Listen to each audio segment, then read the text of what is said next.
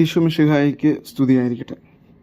ഇന്ന് നമ്മൾ ധ്യാനിക്കുന്നത് വിശുദ്ധ മർക്കോസിൻ്റെ വിശുദ്ധ സുവിശേഷം 11-ാം അധ്യായം 27 മുതൽ 33 വരെയുള്ള വാക്യങ്ങളാണ്.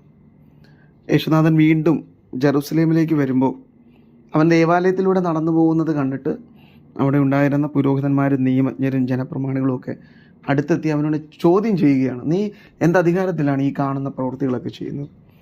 യേശു ചെയ്യുന്ന പ്രവൃത്തികൾ എന്ന് പറയുന്നത് ഒത്തിരിയേറെ നന്മ പ്രവൃത്തികളാണ്, അത്ഭുതങ്ങളാണ്, ദൈവസ്നേഹത്തിൻ്റെയും കരുണയുടെയൊക്കെ അടയാളങ്ങളായ പ്രവൃത്തികളാണ്. അപ്പോൾ അവയൊക്കെയാണ് ഈ നിയമജ്ഞരും പുരോഹിതരും ജനപ്രമാണിമാരും ഒക്കെ ചോദ്യം ചെയ്യുന്നത്. ഇപ്പോൾ ക്രിസ്തുവിനെ ചോദ്യം ചെയ്യാൻ വന്ന ഈ 3 കൂട്ടം ആളുകൾ, ഇവരെല്ലാവരും അധികാരം തലയ്ക്ക് പിടിച്ചവരാണ്. അതുകൊണ്ട് ആ അധികാരം തലയ്ക്ക് പിടിച്ച ഗർവോടെ അവർ ദൈവത്തെ തന്നെ ചോദ്യം ചെയ്യുകയാണ്. നിൻ്റെ അധികാരം എന്താണ് എന്ന് അവിടുന്ന് ചോദ്യം ചെയ്യുകയാണ്. അപ്പോൾ ഇതാദ്യമായിട്ടല്ല ഇവർ ഈ ഒരു പ്രവൃത്തി ചെയ്യുന്നത്. ഇതുപോലെ നന്മ ചെയ്യുന്ന മനുഷ്യരെയൊക്കെ ഇവർ കുറ്റം വിധിക്കുകയും ചോദ്യം ചെയ്യുകയും ചെയ്തിട്ടുണ്ട്.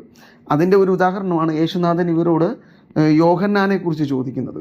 അപ്പോൾ യോഹന്നാനെക്കുറിച്ച് ചോദിക്കുമ്പോൾ അവർക്കറിയാം യോഹന്നാൻ ദൈവത്തിൽ നിന്ന് വന്നിട്ടുള്ളവനാണ്, എന്നിട്ടും നമ്മൾ അവനെ അനുസരിച്ചില്ല.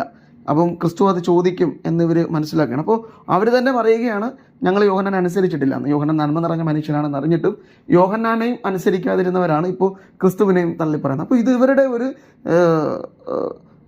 ഒരു സ്വഭാവ ഗുണമായി മാറിയിരിക്കുകയാണ്. നന്മ ചെയ്യുന്ന മനുഷ്യരെയൊക്കെ എതിർക്കുകയും ചോദ്യം ചെയ്യുകയും ചെയ്യുക എന്നുള്ളത്. അതിൻ്റെ കാരണം എന്താണെന്ന് ചിന്തിക്കുമ്പോൾ അധികാരത്തിൻ്റെ ഗർവ് തലയ്ക്ക് പിടിച്ച മനുഷ്യരാണ് ഇവർ. അധികാരം എളിമയുടേതാണെന്നും അധികാരം ശുശ്രൂഷയുടേതാണെന്നുമാണ് ക്രിസ്തുനാഥൻ പഠിപ്പിക്കുന്നത്. പക്ഷേ ഇവരെ സംബന്ധിച്ച് അത് ചോദ്യങ്ങൾ ചോദിക്കാനുള്ളതും നന്മകളെ എതിർക്കാനുമുള്ള ഒരു ഉപാധിയെ മാറ്റിയിരിക്കുകയാണ്. അപ്പോൾ അങ്ങനെയുള്ള മനുഷ്യർക്ക് വരാനിരിക്കുന്ന വിപത്ത് എന്താണ്? സുവിശേഷത്തിൽ നമ്മൾ ഇന്നത് കാണുന്നുണ്ട്. ദൈവം അവരോട് ചില ചോദ്യങ്ങൾ ചോദിക്കണം, അവരെ ഉത്തരം മുട്ടിക്കുകയാണ്. ദൈവത്തിൻ്റെ ചില ചോദ്യങ്ങൾക്ക് മുമ്പിൽ അത്തരം മനുഷ്യർ ഉത്തരം മുട്ടിപ്പോകും എന്ന് സുവിശേഷം കാണിച്ചിരിക്കണം. അപ്പോൾ ദൈവത്തെ കൊണ്ട് അത്തരത്തിലുള്ള പ്രവൃത്തികൾ ചെയ്യിപ്പിക്കുന്നത് ഈ ഗർവുള്ള മനുഷ്യരുടെ പ്രവൃത്തികളാണ്. ദൈവം പോലും അവരെ ചോദ്യം ചെയ്തു. കാരണം ദൈവം എളിമയുടെയും സ്നേഹത്തിൻ്റെയൊക്കെ അടയാളവും മഹത്തായ മാതൃകയൊക്കെയാണ്. ആ ദൈവം പോലും ഈ മനുഷ്യരെ ചോദ്യം ചോദിച്ച് ഉത്തരം മുട്ടിക്കുന്നത് ഇവരുടെ സ്വഭാവ വിശേഷം കൊണ്ടാണ്. ഗർവ് നിറഞ്ഞ അഹങ്കാരം നിറഞ്ഞ ചോദ്യങ്ങളോടുകൂടെ ദൈവത്തിൻ്റെ മുമ്പിലേക്ക് എത്തുമ്പോൾ ദൈവം അതേ നാണയത്തിൽ അവരെ തിരിച്ചടിക്കുമെന്ന് ഇന്നത്തെ സുവിശേഷം നമ്മളോട് ഓർമ്മിപ്പിക്കുകയാണ്. അപ്പോൾ ഈ ഒരു സുവിശേഷം നമുക്കുള്ള താക്കീതാണ്. എളിമയോടെ അവിടുത്തെ സന്നിധിയിലേക്ക് എത്താൻ മനുഷ്യരായ നമുക്ക് കഴിയണം. സ്നേഹത്തോടെ അവിടുത്തെ സന്നിധിയിലേക്ക് എത്താൻ കഴിയണം. എങ്കിലേ ദൈവത്തിൽ നിന്ന് കരുണയും സ്നേഹവും നമുക്ക് ലഭിക്കുകയുള്ളൂ. അഹങ്കാരത്തോടെ ഗർവോടുകൂടെയാണ് നാം അവിടുത്തെ സന്നിധിയിലേക്ക് എത്തുന്നതെങ്കിൽ അതേ നാണയത്തിൽ തന്നെ ദൈവം നമ്മെ തിരിച്ച് ചോദ്യങ്ങൾ ചോദിക്കുകയും നമ്മളോട് പെരുമാറുകയും ചെയ്യും എന്ന് ബോധ്യം നമുക്കുണ്ടാവണം.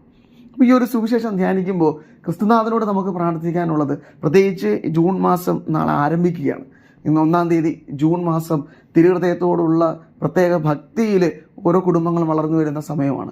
നമ്മൾ തിരുഹൃദയത്തോട് പ്രാർത്ഥിക്കുന്നത് തന്നെ അവിടുത്തെ എളിമയുള്ള ഹൃദയം പോലെ എൻ്റെ ഹൃദയത്തെയും ഒത്തുതാക്കി അരുളണമേ എന്നാണ്. നമുക്ക് ആത്മാർത്ഥമായി പ്രാർത്ഥിക്കാം. ഗർവവും നമുക്ക് ജീവിതത്തിലുള്ള അഹങ്കാരവും അഹന്തയൊക്കെ വെടിഞ്ഞ് ക്രിസ്തുവിൻ്റെ ഹൃദയം പോലെ എളിമയുള്ള ഹൃദയം എനിക്കും തരണമേ എന്ന് പ്രാർത്ഥിക്കുക. അപ്പോൾ അവിടുത്തെ സന്നിധിയിൽ എളിമയോടെ എത്തുമ്പോൾ ആ ദൈവം കരുണയോടും സ്നേഹത്തോടും കൂടെ നമ്മുടെ ജീവിതത്തിലേക്ക് ഇടപെടും.